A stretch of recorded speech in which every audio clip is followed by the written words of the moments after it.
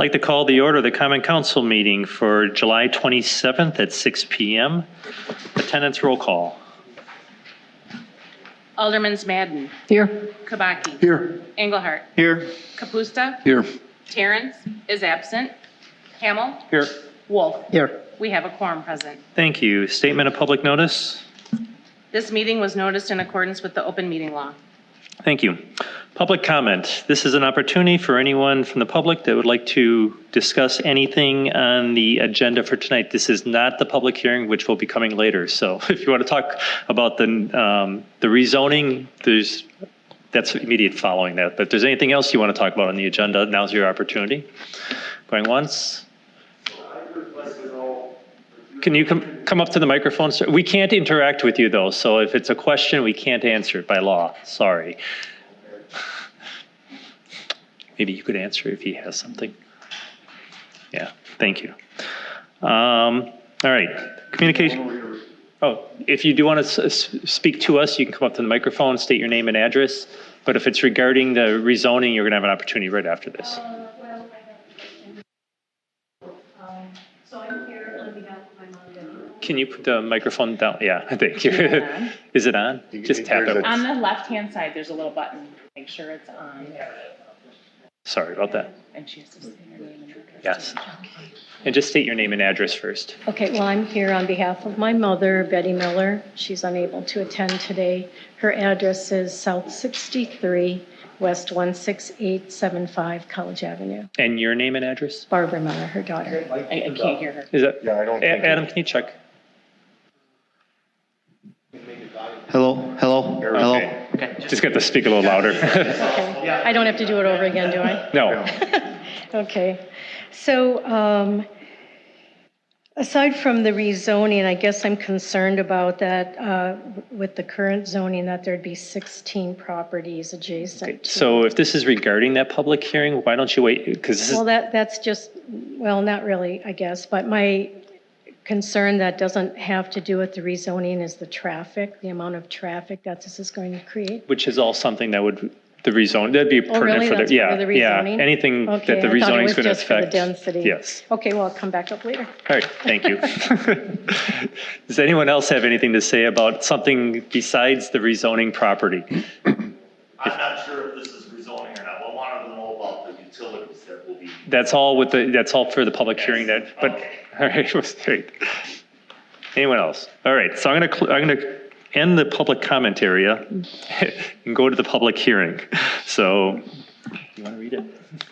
To consider petition of Ryan Jansen to rezone property known as tax key numbers 2170.991, 2173.997, 2173.998, and 2176.999 between Martin Drive and College Avenue from RSE Suburban Estate District and RS1 Suburban Residence District to PD Planned Development District based on RS2 Suburban Residence District for the purpose of allowing a future single-family subdivision known as Kirkland Crossing.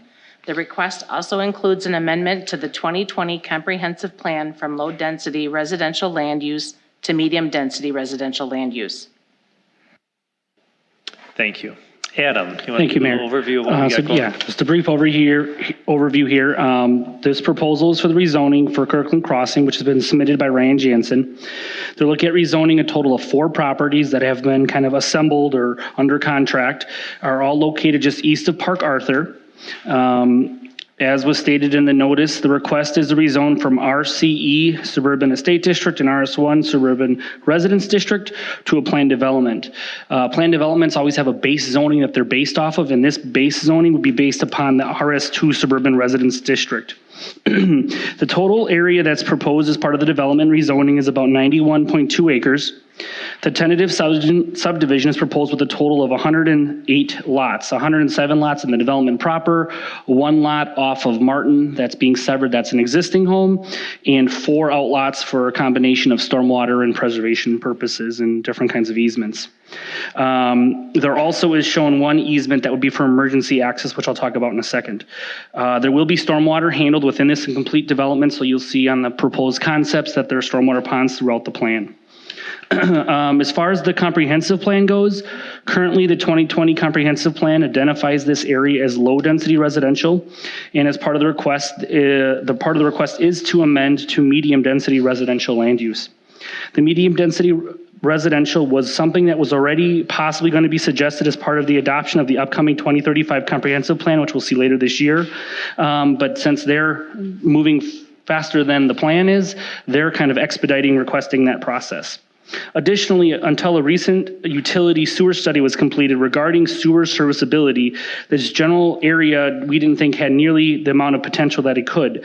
The sewer study showed the city that with some sewer extensions, that this area would be serviceable by gravity sewer. That's something that we didn't think was feasible before. So our engineering consultants kind of verified that and kind of mapped out capacities and different densities and how sewer could work in this area with the gravity-fed system. So this development would be serviced entirely by sanitary sewer. And on the utility note also, water as part of this would have to be brought up Martin Drive from the southeast to the northwest here. And then this entire development would be serviced by municipal water also as part of this proposal. So as part of this rezoning with the 108 single-family lots, their development results in a density of about 1.18 units per acre. So it basically says for every 0.85 acres of land equates to 1 unit when you figure the open space and the lot masses. So it says each lot in gross is about 36,915 square feet in size. Now, like I said, that's encompassing looking at the open space, stormwater, and the lots proper. That density breakdown does fall within the medium density land use category, which says density should be between 1 unit per acre and 2.99 units per acre. So they're on the low end of what the density could allow for that area with their proposal. As far as the RS2 base zoning, typically allows 20,000 square foot lots of land for each lot, which they are meeting. They are not asking for any kind of waiver to lot area, so minimum lot size would be 20,000 square feet. When it comes to width, the width in that district is normally 110 feet for the minimum average width. And as part of their plan development requests, they are asking for a few waivers, which is why they're asking for the plan development. One of them is, instead of the 110 feet typical width, they're asking for lots to vary between 90 foot minimum width and 100 feet. And they're color coded on the map. The reddish or orange shaded lots you see in the map, they're asking for a minimum average width of 90 feet. And the lots that are more of the yellow tone will have a minimum average width of 100 feet. So they try to do the 100 where possible. That's why you see the different breakdown. One of the things they're asking for a waiver on, or a change to, I should say, is the front setback in that district is normally 40 feet. They're asking for a 30-foot front setback, as well as if it's a corner lot, a 30 on the front and a 25 on the side. As far as the side yard offsets go, normally in this district, one side has to be 15. The opposite side has to be 20. They're asking for 12 and a half on each respective side. So it'd be at 25 feet total between the two sides. Rear offset normally is 20 feet in this district. They're asking for it to be increased to 25 feet. And as far as open space on each specific lot in this zoning, they have to keep either 15,000 square feet of each lot as open space or 75% of the lot area. They're asking for 70% of the lot area to be allowed to be maintained as open space. The applicant is not requesting any kind of density bonus, which is something that can be asked for in a plan development. They are not asking for it as part of this development.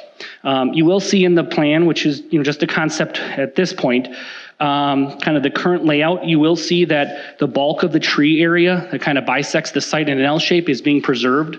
There are some lots that have some slight encroachments in them, and that's something we'll work with the development team on if this project continues to proceed forward to minimize as much tree impact as possible. There are some areas you'll see on the concept where there is going to be some tree impact for stormwater as well as some lots, but we will look to see if as many of those areas as possible can have some preservation easements put on the back of the lots, as well as the preservation easements in the outlots. Thank you. At this time, if you want to be heard on this, I've got a list of people here, so I'll call them up based on how I got these here. We cannot interact with you, so come up, say your piece. If you have questions, you can ask them. We just can't answer them, but staff will be writing them down, and there's a possibility through our discussions later on in the meeting that we can answer some of those questions, but we can't do a back and forth. So our hands are tied on state law on that. So, but we do want to hear everything you have to say, so if you do have a question, ask it, just don't expect an answer right away. So let's start this with Ryan Jansen. All right. Betty Miller in care of Barbara Miller. And then when you come up, please state your name and address. Should I say, okay. Yeah, you will need to at this time. So can you hear me this time? Just get a little closer. There you go. All right, you're good. I'm Barbara Miller, daughter of Betty Miller. The address is South 63, West 16875, College Avenue. So the family property is directly adjacent to the east of the development. I'll probably have more concerns, or we, as things move forward, because I don't have a lot of information right now. But what I see initially is 16 properties which would abut the side of our property.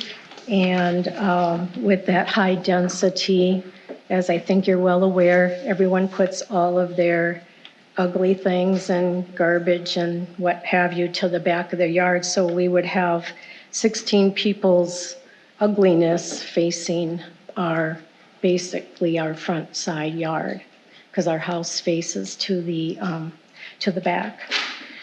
In addition to that, coming and going from our driveway, it's very difficult currently to come and go because of the amount of traffic that's already coming down back and forth on College Avenue. So with another 107 lots, that could potentially be a husband and wife, 214 people coming and going in the morning to work and at night coming home. And so I have a very strong concern about how the traffic is going to flow along there, if you're going to put additional stop signs or stop and go lights or something, because it's very unsafe right now to come and go from the driveway. So you can imagine with that much more traffic, what it would be like. So I think something seriously needs to be addressed as far as traffic safety on College Avenue. So I think those are my only two concerns right now, but that's... Thank you.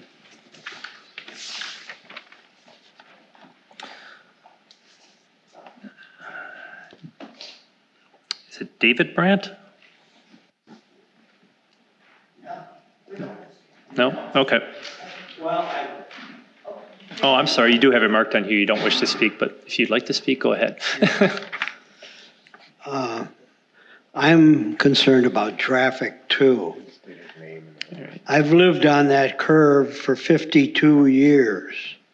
And for 52 years, I've tried to get the county to straighten this road out. And they've stonewalled me for 52 years. You put in Park Arthur, you dumped all that traffic on College, and now you're going to dump more traffic. You're going to have to do something to help me out.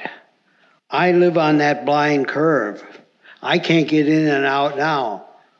We've had 2 accidents that we were involved in through the years, trying to get in and out of my driveway. So I'm very concerned with the traffic situation, and I'd like to know about the utilities too. Are they going to run gas from Martin Road? Because there is no gas on College at this point.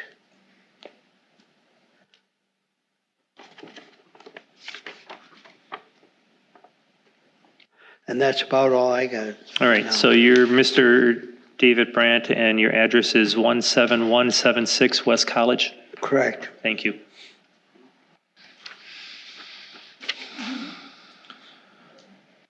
Norb,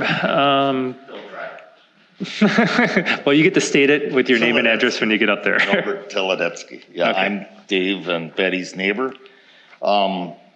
Dave kind of said a few of the issues I have, and it's mainly the traffic, because if you've been on that curve, I'm the one who put the convex mirror on, so I can attempt to see around the corner. I don't even try to get my mail in the afternoon when I get home from work. I have to do it at 5 in the morning before I go to work to safely cross the road. Although I know this is the county and I've been meaning to call the representative about it, but if anything, if they could put like lights up that flash when you're exceeding the speed limit or something, so that we could have an idea that people are coming around the corner. And another thing is that wide sweeping curve over where they have that walkway, they have a sign up that says 25 miles an hour for that, and they have nothing on the blind curve.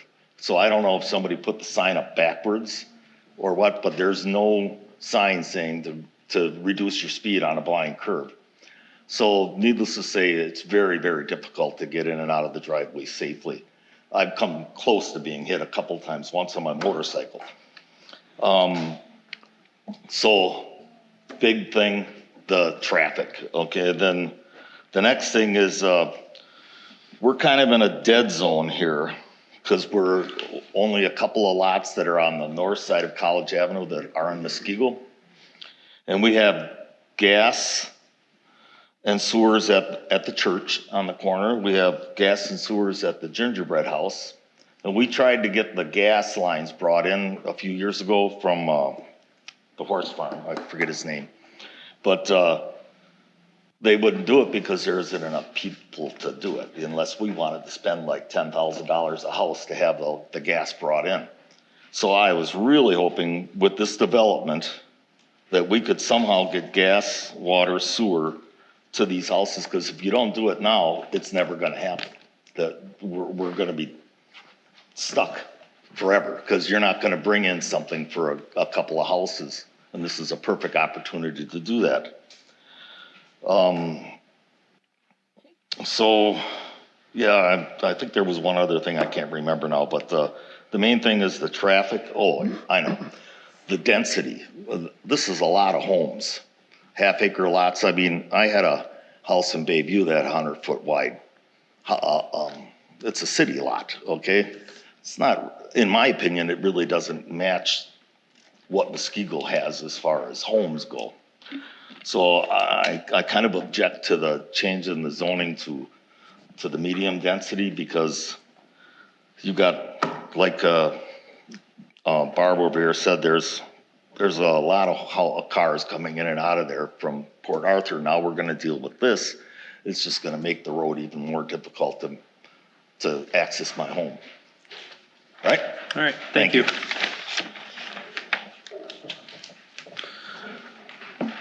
Mr. Bocharch.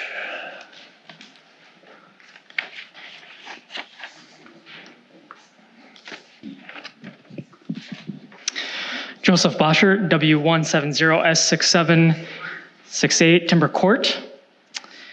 Couple things that I'd like to present or provide this evening.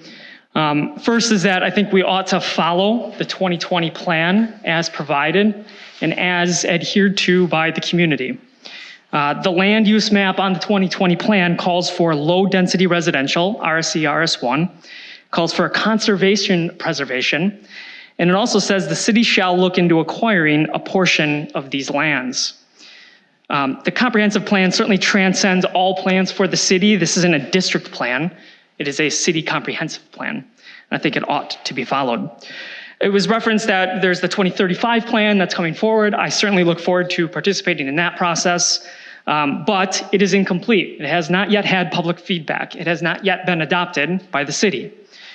So to use the 2035 plan as a basis for our decision-making is to rely on something that doesn't exist. If you look at the 2020 plan in the land use section, you also see a nice border between Muskego and New Berlin with a large section reserved for RS1 zone land. This helps serves as a transition border and helps avoid massive and endless subdivisions without any separation. I think these are all things that were well thought through in the 2020 plan. I don't think they should change. I would also ask, why do we have to do this? Why can't it stay RS1? What benefit does it have for the city? What do the citizens of this city get for that extra density? The response I received from the city planner, Adam, was sanitation.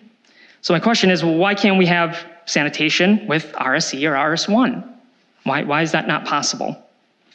I don't think we're here to support the sewer systems, the goal of MMSD. We're here to support our community. Look, I don't have any issues with development. I don't resist urban development. All development moves westward and southward. It's just, this is how it goes, right? I do, however, want to be prudent with the land that remains. This issue is one of having good balance and managing the competing interests of that limited supply of land. We have it, look, I don't envy your jobs. It is a tough job figuring out how to balance everything from commercial, industrial, landfills, all the different residential types, high density, medium density, low density, et cetera. Look, I welcome it all. I want a healthy mix of everything, okay? But if I look at a breakdown of the residential land as of today, or last week, and I look at the land use map, if we take all the zoning types that are categorized as high and medium, as well as those that are classified as planned development, which are likely to turn into medium or high density residential, that's 75% of our residential land is allocated towards high and medium density. 25% has been allocated for low density. I don't consider that a healthy balance. Traffic has been brought up already. We've added several subdivisions onto Martin. That traffic is becoming a concern because it wasn't designed for that type of volume. We add in 100 plus new families, 200 to 300 cars every day. I haven't seen a plan for how we're going to account for that new volume. Certainly some of it flow into college, but I think it's safe to say that the traffic planning as a part of this has not been thoroughly thought through. Schools, as a former school board member, I know that Bay Lane has a capacity of 770 students. Today, there are 932 kids in 4K through 4th grade at that school. That would put us over capacity. Muskego Lakes has a capacity of 800. They're expecting 700 this year. The Muskego Norway School District Community Growth and Projections Report from 2019 assumes that one student will be created for every or per housing unit. That's 109 new students. Where do they all go? Perhaps your answer is, well, we'll just simply redraw the boundaries, right? But again, if we look at Mill Valley, that has a capacity of 541 students, and there's 577 students there. That again is over capacity. Where do those students go? Another issue is the trail system. We have an incomplete trail system in this city on the north side there. If we have 100 new families in that new subdivision, they're going to want a trail system. They're going to want to use the rec trails. The last time we attempted to put a rec trail in Muskego and that on Martin, it was denied. It was shut down. Will we now reverse course on that? Who will pay for this trail? Another thing I'd like to question is, can the wetlands be developed outside of a planned development designation? Yes or no, and why is that? Look, I know that economics isn't supposed to be a driving factor of how land use, since that would be arbitrary, capricious, and discriminatory. However, I'm a realist and know that every developer wishes to be as profitable as possible. And I don't fault them. I love a good capitalist. I love private property rights. But their interests need to be weighed against the highest and best use of the land and Muskego's interest in maintaining our rural atmosphere and quality of life. Both of those have been addressed and considered already. The highest and best use of the land is that which has been assigned in the 2020 comprehensive plan, low density residential. Thank you for hearing me this evening. Thank you.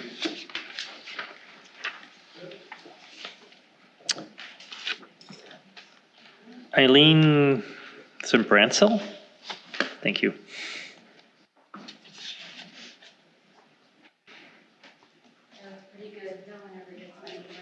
Oh, I'm notorious at butchering last names, so I apologize in advance to everyone else. No one ever gets it right.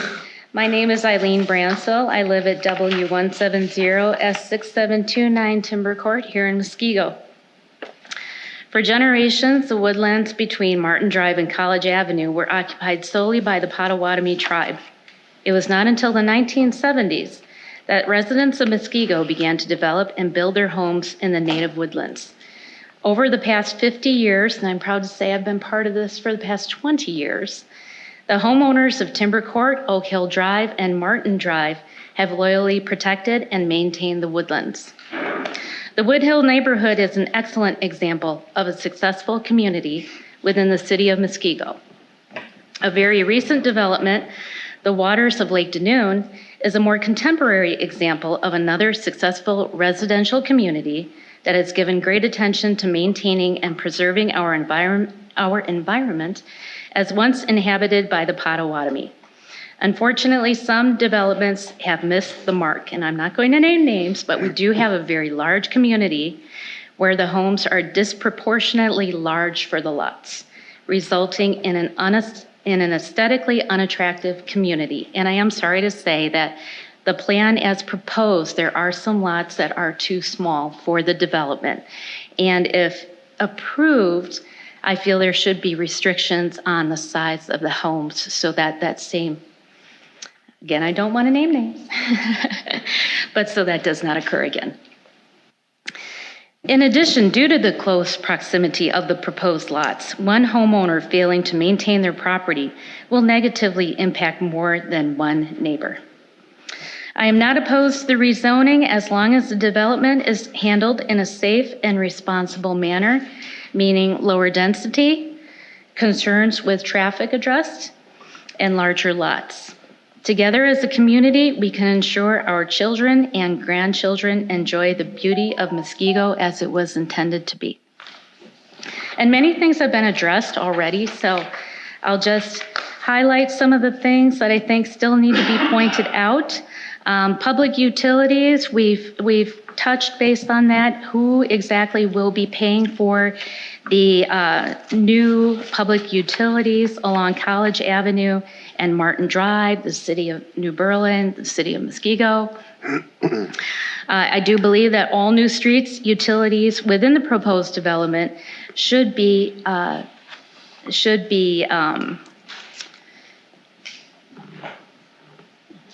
developed in existing developed areas, meaning the farmland, horse trails, tractor paths, in order to minimize the loss of woodlands and the natural habitat. All new construction, I believe, should include city water and city sewer in order to avoid a further burden on the rapidly depleting water table of Waukesha County and to avoid contamination of Little Muskego Lake.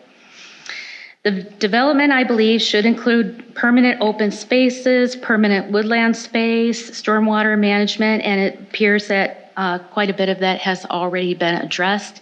And we have discussed the traffic issue on College Avenue. There is also a tremendous traffic issue on Martin Drive and has been as long as I've lived there for 20 years. The excessive speeding is out of control, and the additional residents is only going to create a further dangerous situation, not only for vehicles, but also for pedestrians, as I would assume a number of children would be moving into the neighborhood. So thank you very much. Thank you.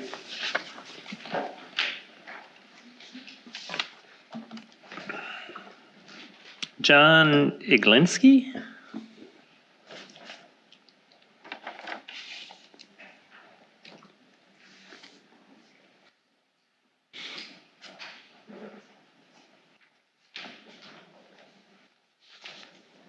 Hello, my name is John Iglinski. I live at S67W17040 Timber Court. My property abuts the new subdivision on the end of the cul-de-sac on Timber Court. I'm right at the end of it. I've always had a feeling that I don't own that land back behind there, and whoever owns it can pretty much do what they want as long as it's within the rules of the city. So all of the things I've heard from everybody here, I pretty much agree with, other than the fact that I'm not as concerned about their lot size when I look at this development use, that the way they have it laid out. I lived in another community in the past where it was proven that if you cluster the homes closer together to keep more of the wetlands and more of the conservatory land, it ends up being better for everybody involved. I am, however, very concerned, along with everyone else here, It seems to me that Muskego's not keeping up with the subdivision developments. So they continue to be added, and there's no consideration on the traffic on either Martin, in this case, or College. I walk pretty much daily on Martin Drive, and on the top of that hill, I have cars constantly swerving to get away from me, even if I am not on the road. And they're moving over to the center. And I'm glad that this is an official meeting, that this will be in the records, I'm assuming, even though you guys cannot answer us. But I'm putting my notice in that at some point, something is definitely going to happen on Martin Drive, and it probably won't be a pedestrian that will get hit, but it will be a car moving over for a pedestrian, and somebody on their way to the lake that's not familiar with the area is going to come over the top of that hill, and we're going to have a head-on. And there's probably going to be more than one if we don't decide what to do with it. As Joe mentioned, there was a plan for a trail that got put down. I would like that to get back up on the table again, because you've got 200 or 300 people that will be walking out of that subdivision, as well as the people that are already taking care of Martin. So my hopes are that as far as the city of Muskego, that when you guys are planning this, if it does happen, that all of the things that everybody brought up here, as far as traffic, sight lines, whatever it might be, gets considered and worked on at the same time that this subdivision would be put in. So that's really all I've got. Thank you. Thanks. Ryan Jansen? Sure.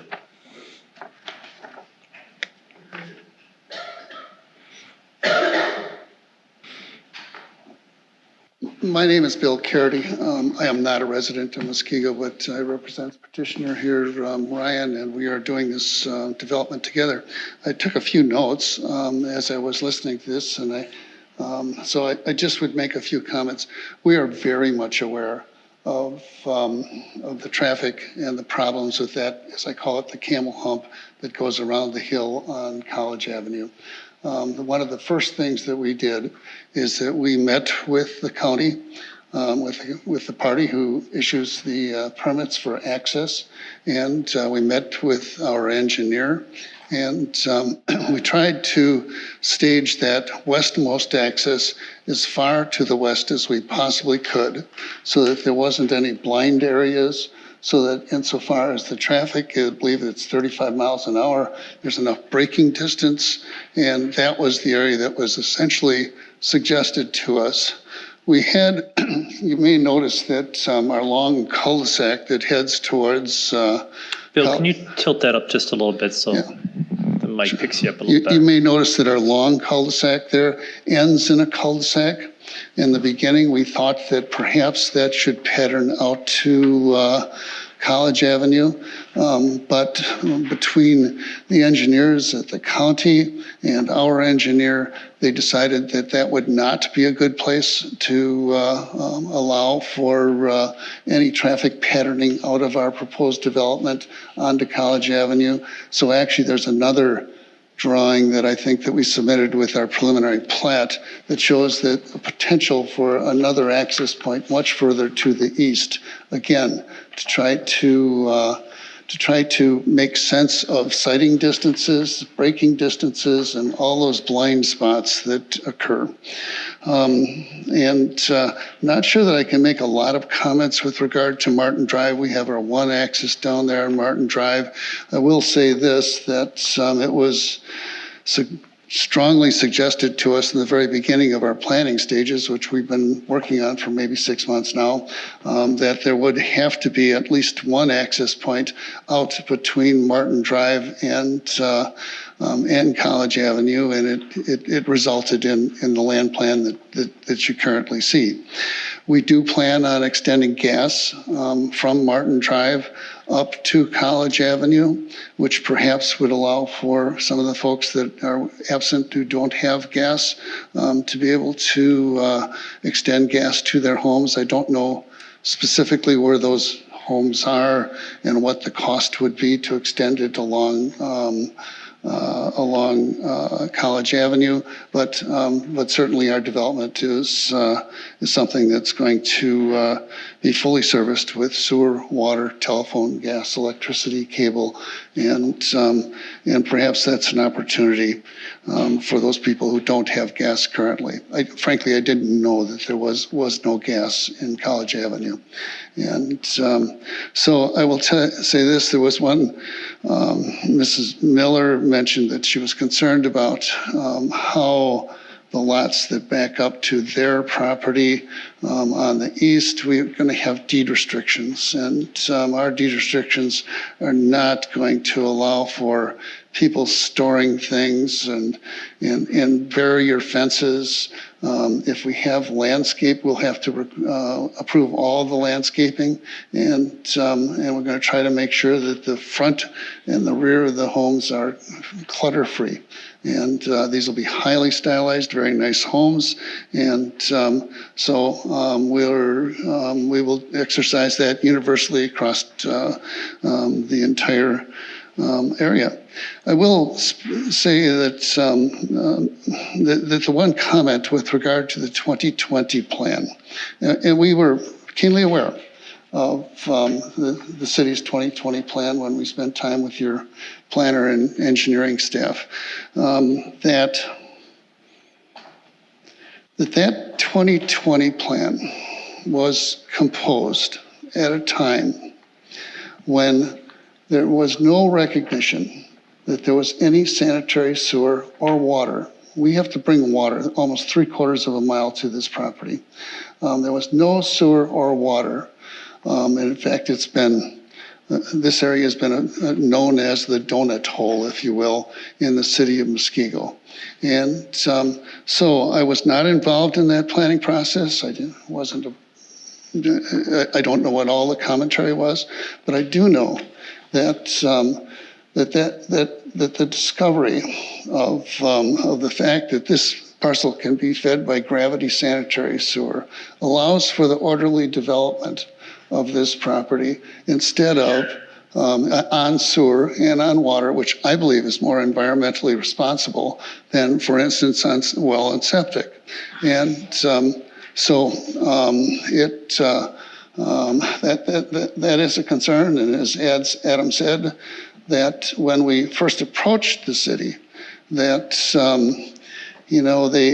that this had recently been discovered, I believe, last fall, and that the city was were staging themselves. Certainly, COVID just threw everything. It was not a good year last year, and but that there was some momentum towards completing a 2035 plan, and that's where the very first proposal, frankly, was for a well and septic on a portion of this land, and we were told not to move forward with that kind of development, and so I think that the sewer and water really is the basis for the type of density that we're looking for. It's only 1.1 unit per acre. We are trying very hard to preserve as much of the woods as possible and truly respect all of the surrounding folks that are on the cul-de-sac there, which was developed in the woods. We're trying not to develop in the woods, frankly. And so we're looking for a rezoning that will allow for. Well, I'm not sure that I can really call it a true conservation subdivision as a result of the percentages of open space that are required for a conservation subdivision, but your conservation subdivisions have mostly been created around well and septic. And it's really tough to achieve some of that. But we do have significant open space and tried very hard to preserve the wooded nature of this, and we'll try to be very respectful of the surrounding property owners. They all have viable concerns, we understand. But essentially, those are my comments, and I hope that helps with some clarification. Thank you. Is there anyone else that would like to be heard at this? Yeah, If you do, just come on up, state your name and address.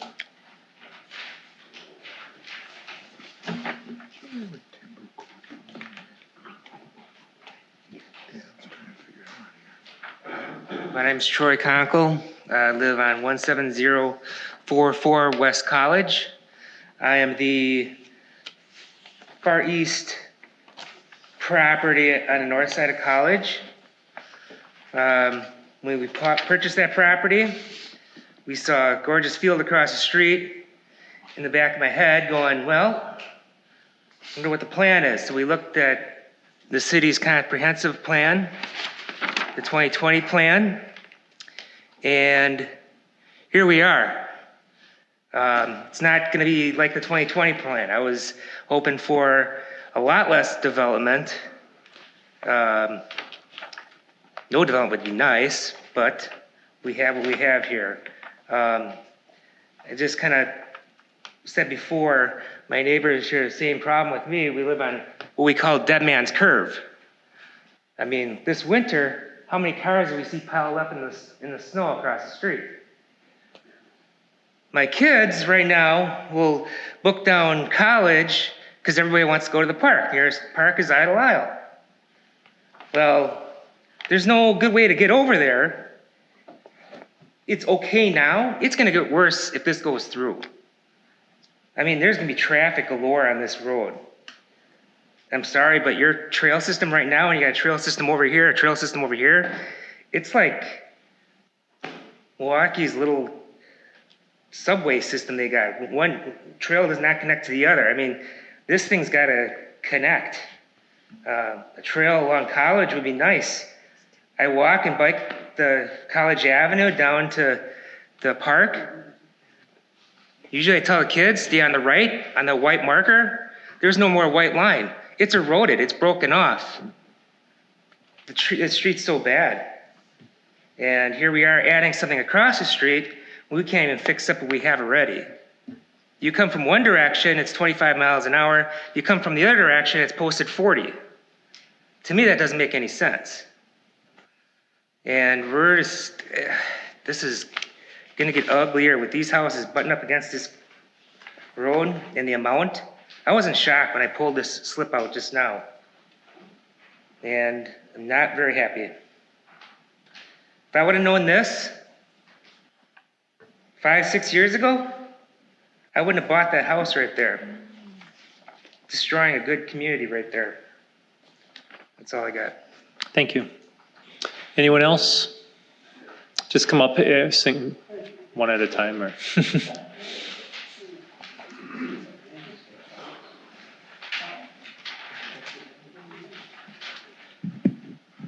Mike DeRovi, South 68, West 17886 East Drive, Marlin Meadows. I've lived in Marlin Meadows for about 35 years now. I've seen a lot of improvements in the city, and what I would like to see happen is the lots made larger to go with that 2020 plan that the city already has in place. I don't understand why it doesn't come to that. It's nice to hear that they plan on water, they plan on sewer. That was one of my concerns as well, where if these are going to be wells. The traffic is my largest concern, as long as with everybody else here that spoke this evening. No consideration has been done to this. It says it has. They say they have, but I don't believe it. Marlin Meadows subdivision across the street from this. 3 exits for 68 or 64 lots? 69 lots. You're planning here 108 with 2 dump out spots. One onto College Avenue. That whole road needs to be re-engineered. It's horrible. I tried to come off of Small Road today onto College, and I probably waited 5 minutes for traffic to come through. It's terrible. I don't think that another access road is the answer either. Widening College Avenue, maybe, but these lots need to be larger and be held accountable to your plan. thank you.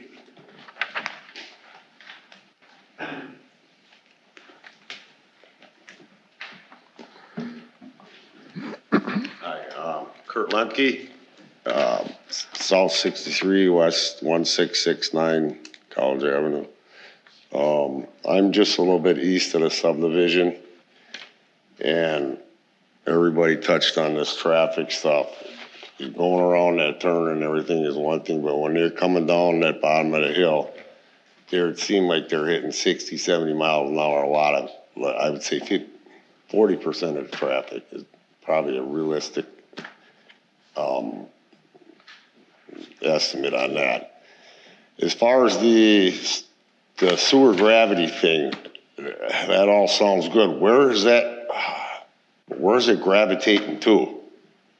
Gonna have a holding tank or something? I mean, I guess I don't understand that part of it. I'm not an engineer and stuff. I understand how it's gonna work, but where is it gonna go?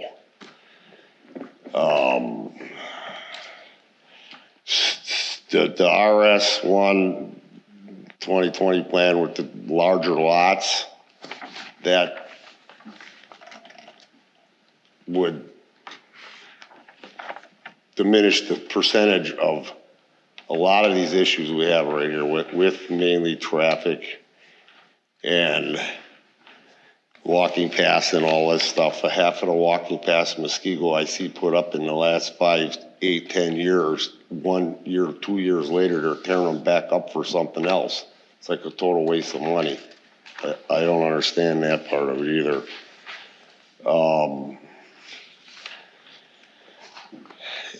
I see the outlet, a lightened out outlet for exiting out of this subdivision, one on Martin Road, one on College Avenue. The one that in red little dotted lines here seems like that's this woman's private property here. I don't see any other way of putting another exit out there. And it, like once again, you got over 100 homes going in there. Figure average 2 vehicles per home. It's another 200 vehicles on that road, and everyone is, one of their main concerns is the traffic, and when you get down a little bit further, for me, all it does is escalate the speed. I'm not real knowledgeable about this situation. I just heard about it like 2 days ago, so I'm gonna try to do a lot more homework on here. And the next meeting is on this in this paperwork. Next, we'll announce stuff later. I can't talk. Okay. Are you you'll send some out into the mail? Is that how that works, or? No, this is the only notice that you'll get regarding this. All our meetings are posted on our website. Okay, so it's up to us. It's not going to happen like. The first reading of the ordinance is tonight, and the second reading would be in approximately 2 weeks. 2 weeks, okay. All right. Thank you, sir. Sure. Anyone else? Is anyone else that hasn't spoken yet? I'm Jim Brindowski, South 68, West 17264, Rossmar Court in Marlin Meadows. One of the gentlemen mentioned that the city had the process of waiving their right to the land in the comprehensive 2020 plan. It's actually the Park Commission or the Park District that says if the land east of Park Arthur ever becomes available, which is exactly where this is, that the Park District has first right of refusal to that land. And that's in the 2020 plan. So you might want to make note of that to see if that was done. I don't know if that was done or not. That's all I have. Thank you. Anyone else? Come forward.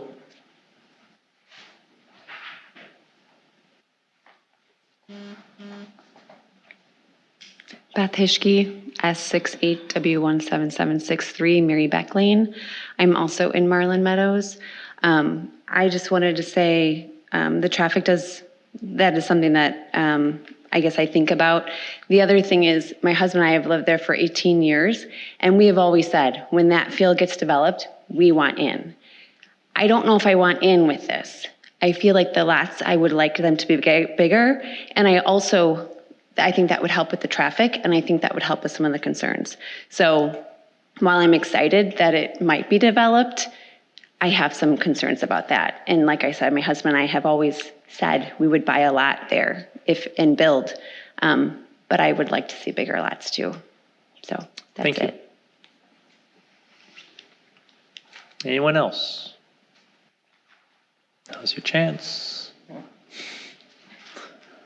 Typically, we don't like people coming up twice. Oh, Ryan, I guess, yeah. Hi, I'm Ryan Jansen. I am not a resident of Muskego. I am a former resident of Muskego, but we moved to Muskego. I am the developer for the project. Can you state your address, though, for the record? S98W33270 Genevieve Drive in Muskego. The only thing, there's been a lot of talk about the traffic, and it is a concern. I have been down College on that turn. It is dangerous. Like Bill did mention, our original concept did show a second access where Old Oak Lane North is, coming out onto College, right onto that curve.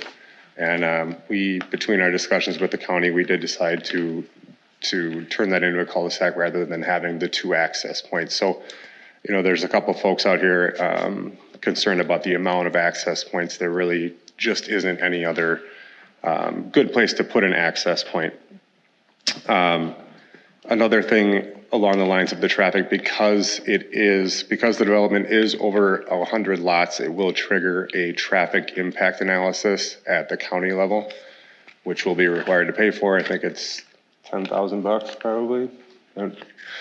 So there will be a traffic impact analysis done for College Avenue because it is a county highway. So that might be an opportunity for folks that are struggling with maybe the speed limit or the curve or getting it straightened out, or any other viable solution suggestions that they might have.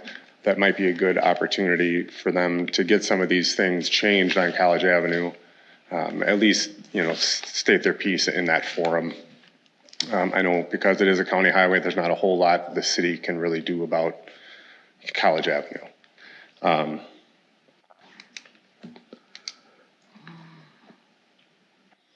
And then there was talk about the highest and best use of the property in the 2020 plan. And, the reason that we update these plans is because we make discoveries like the gravity sewer and, frankly, the highest and best use of lands do change over time. And, Muskego is in a growth mode right now.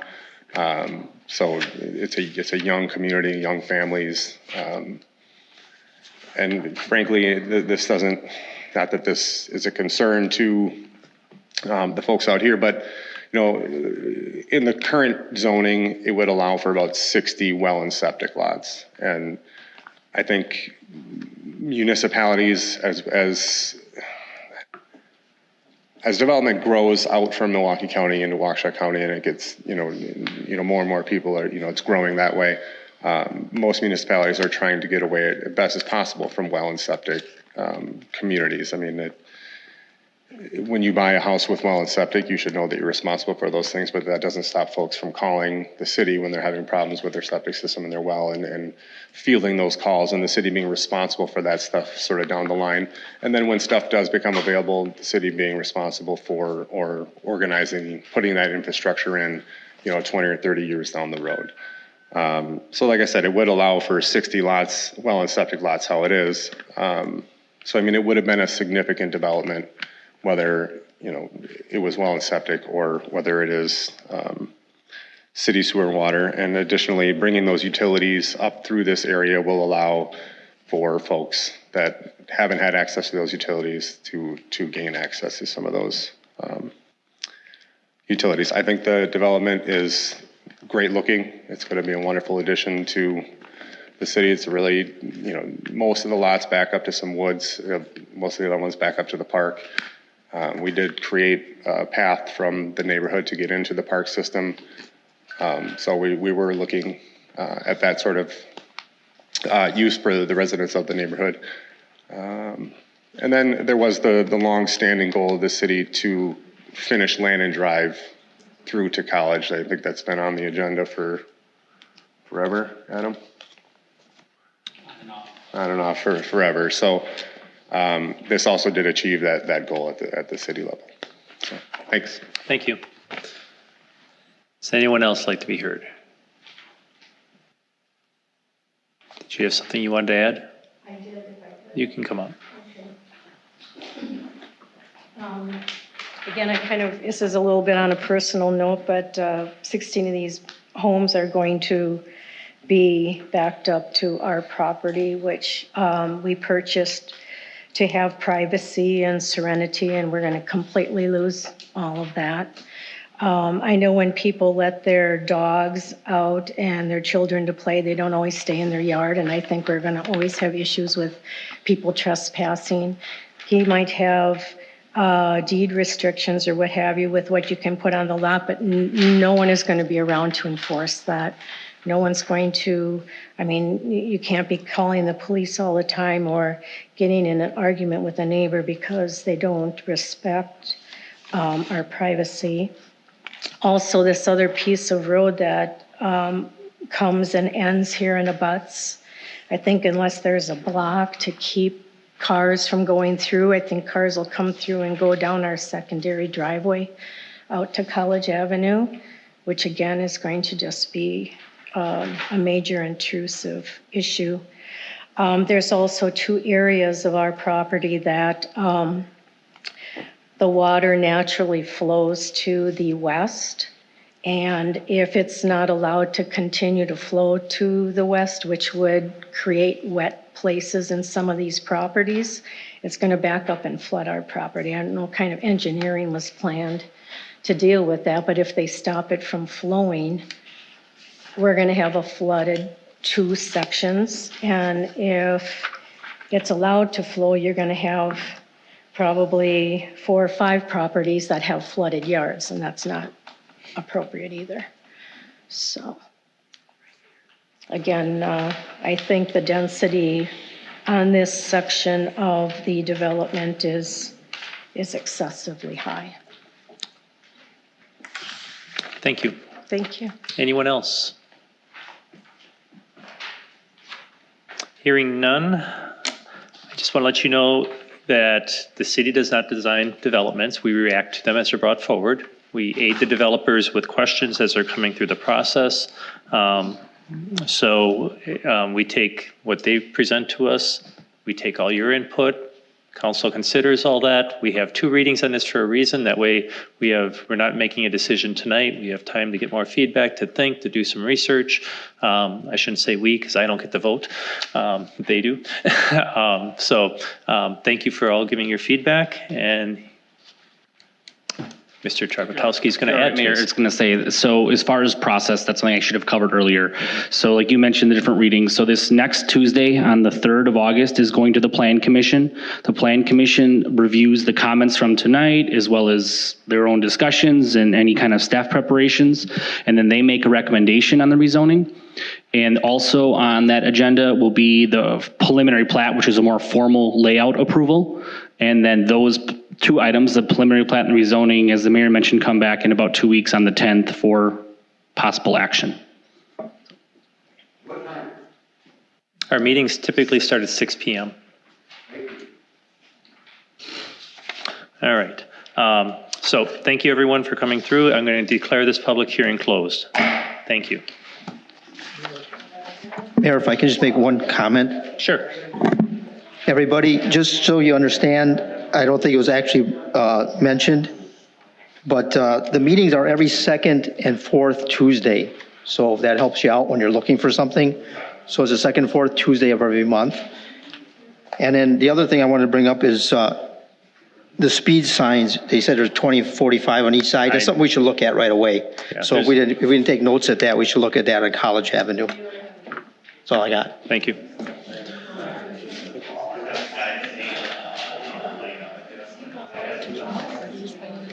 Did I what? Number. But you got them in order. Almost in order. She pulled out. Okay, she's the first one. Yeah. Okay. Do you keep these or what? You can have. Thanks. All right.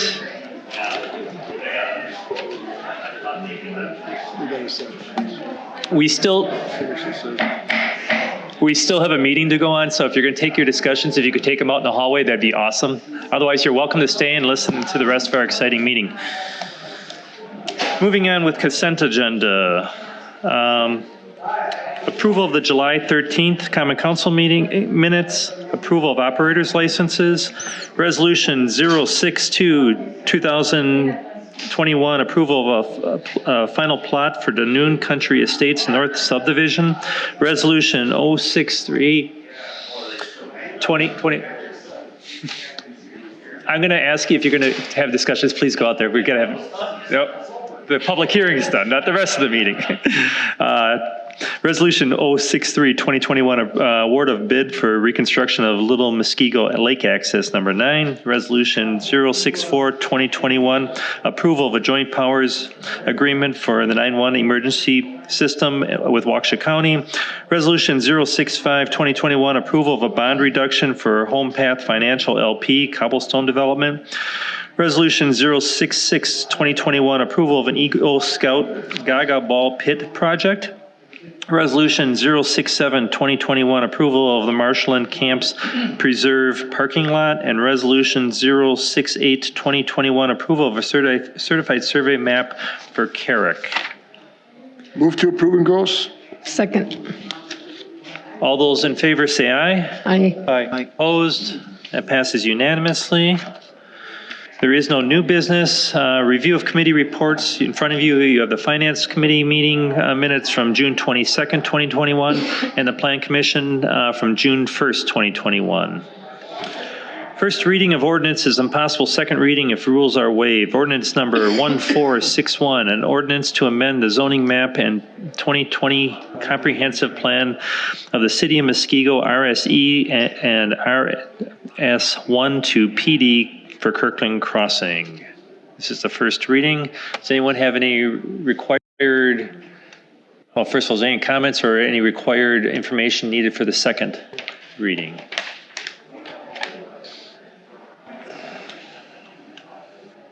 Hearing none. Actually, if you haven't checked your email today, there was an email from Alderman Terrence explaining that he was going to be absent today, a last minute thing, but he did give his support for the rezoning of this as well.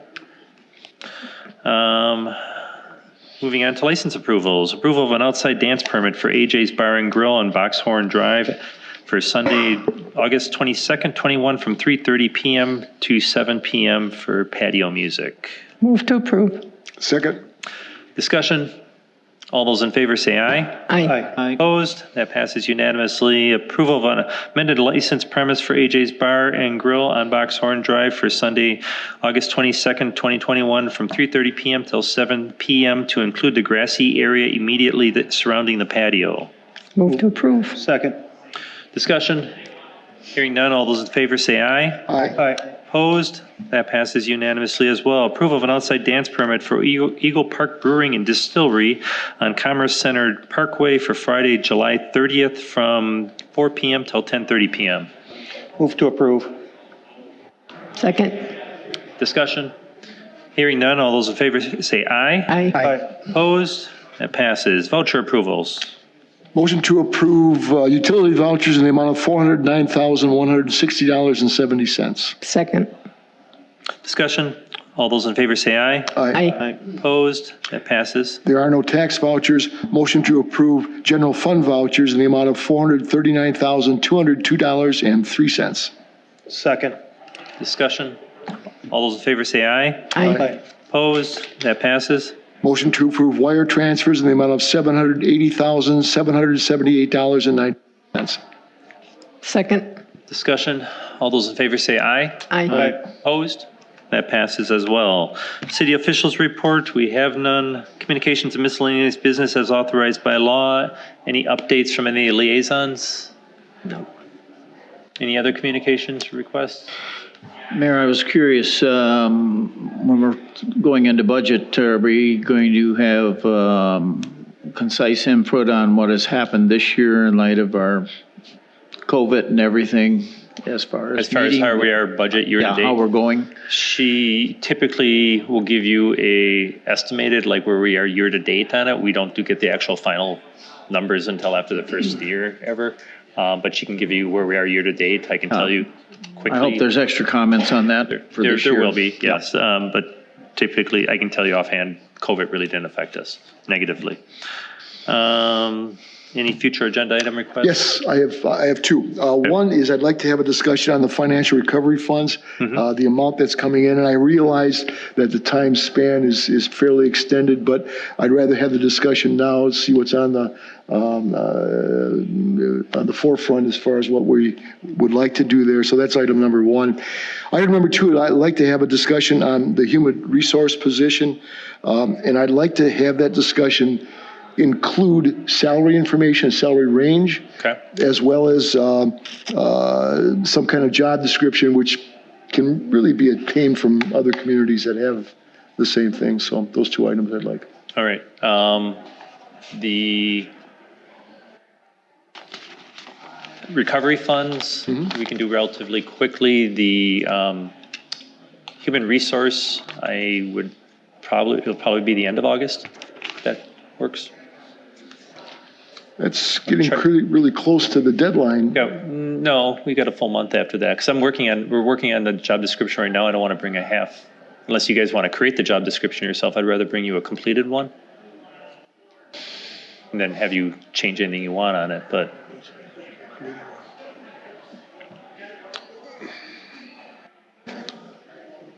That's. Gives us 30 days to. Yeah, okay, I'll go with that. All right. Yep. If I can get it there sooner, I will. All right. Were you looking for the funds for budget purposes? You want that sooner than the rest of it, or what? No, it shouldn't be for. Or does it matter? Necessary. I know we had some preliminary figures when we talked about the position itself, but I'd like a little more definition as far as what the range of salary is going to be.